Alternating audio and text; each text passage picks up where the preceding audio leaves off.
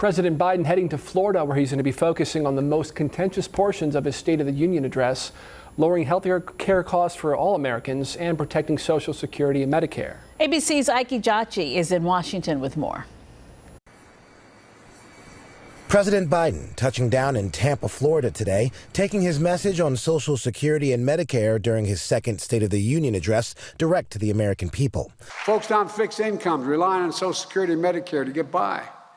They deserve a greater sense of security and dignity. During Tuesday's State of the Union, the president alluding to Florida Senator Rick Scott's plan to rescue America, which would have required all federal spending programs, including Social Security and Medicare, to face a renewal vote from Congress every 5 years. Biden didn't mention Scott's name during his address, but today in Tampa was a different story. Florida's own Rick Scott is the guy who ran the Senate campaign committee for Republicans last year, had a plan to sunset. Maybe he's changed his mind. Maybe he's seen the Lord.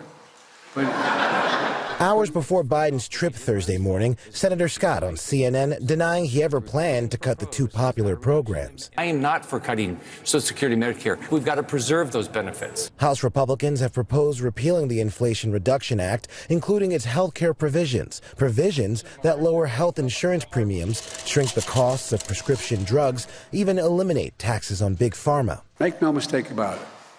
If they try to raise the cost of prescription drugs or abolish the Affordable Care Act, I will veto it.